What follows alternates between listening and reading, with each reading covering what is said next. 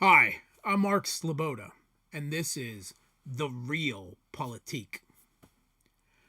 The most intense and largest scale fighting of the whole Ukrainian conflict thus far is centered right now around the small city of Bakhmut in the central Donetsk region, still called Artyomovsk by the locals and Russia. Russian forces led by the PMC Wagner have been grinding away at the extensive Kiev regime fortifications and trench networks erected in the suburbs and approach to the city for months now, with steady but slow progress, often only averaging about 100 meters a day.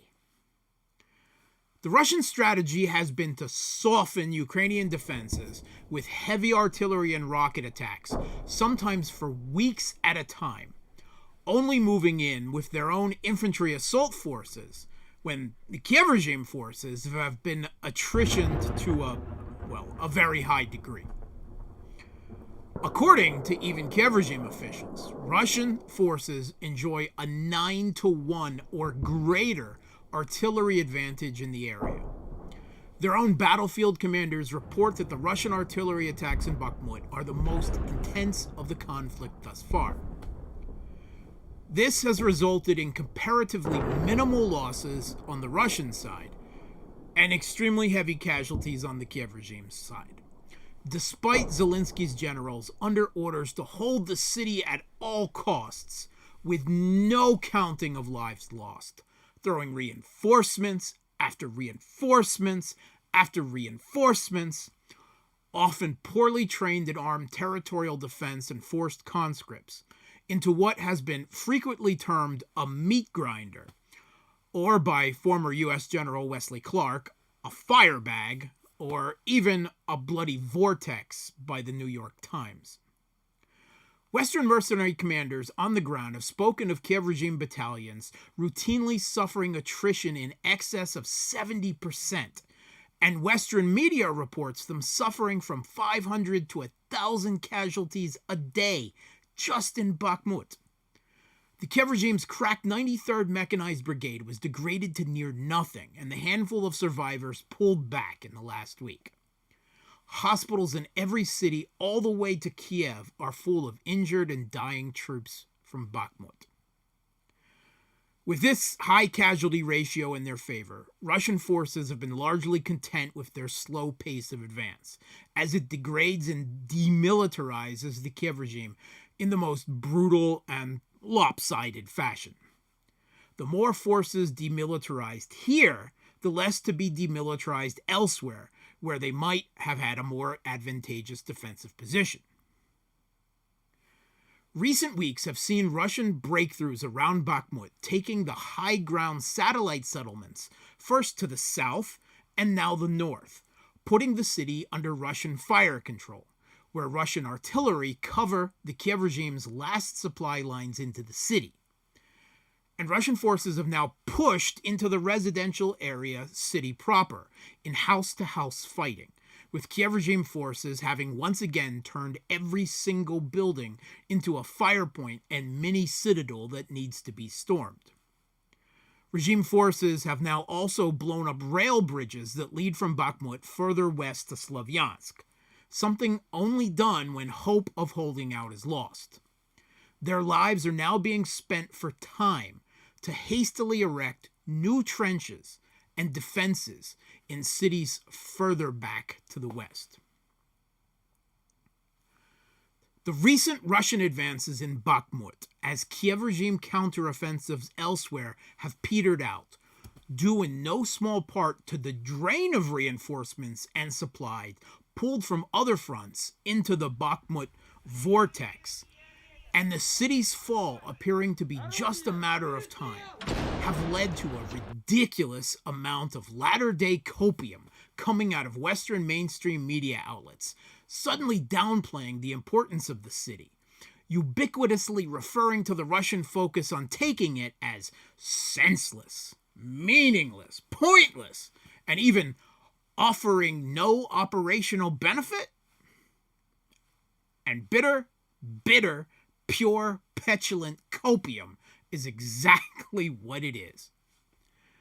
Russia has perfectly obvious strategic and political reasons for focusing on the city that the Western mainstream media is deliberately playing down to lessen the inevitable morale blow of Kiev regime defeat and desperately maintain the Ukraine is winning fan fiction when Bakhmut does fall. First of all, common sense. The stubborn resistance of the Kiev regime, pouring tens of thousands of reinforcements, weapons, ammunition, and supplies into the city for months, despite such heavy and disproportionate losses on their side, tells you how much importance they place on this city. Second, clearly articulated initial Russian goals of the SMO put a principal focus on both liberating all of the Donbass, including obviously Bakhmut in the center, and demilitarization of the Kiev regime, both of which are being accomplished here. Third, the city of Bakhmut is an important crossroads and transport and logistics hub. Major road arteries of northern Donetsk run through it. Most importantly, the MO3 towards Slavyansk and on eventually to Kiev, as well as opening a useful supply road from Popasna. In addition, a railroad runs from the city to the north to Luhansk and then Russia, and to the south to Mayorsk and Donetsk city.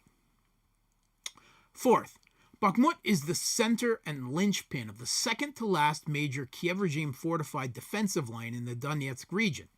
If it falls, then holding on to Soledar and Seversk to the north of it on the same line becomes extremely hard and costly, if not impossible, due to severed supply lines and flanking these positions, almost certainly forcing a Ukrainian retreat from these fortified cities as well. Fifth, the capture of Bakhmut, forcing a Kiev regime withdrawal from Seversk to the north, would then threaten the underbelly of the Kiev regime bridgehead further north around Kremenaya, where they have a stalled offensive targeted at Sviatovo in northern Lugansk. Sixth, liberating Bakhmut opens the way west to the Slavyansk-Kramatorsk-Konstantinovka defensive line of fortifications, the last major Kiev regime defensive line in Donbass. And the cities of Donbass, where the uprisings against the West-backed Maidan Putsch in Kiev all began back in 2014. Seventh, as the linchpin of the Kiev regime defense of central Donetsk, taking Bakhmut would allow Russia to flank other city fortifications in the area. The elevated ridgeline on the southwest side of Bakhmut is the highest terrain feature of the area and gives Russia the ability to support long-range artillery strikes and attacks southwest towards Toretsk and Pivnichna. An advance in that direction would allow Russia to put those supply routes under fire control as well.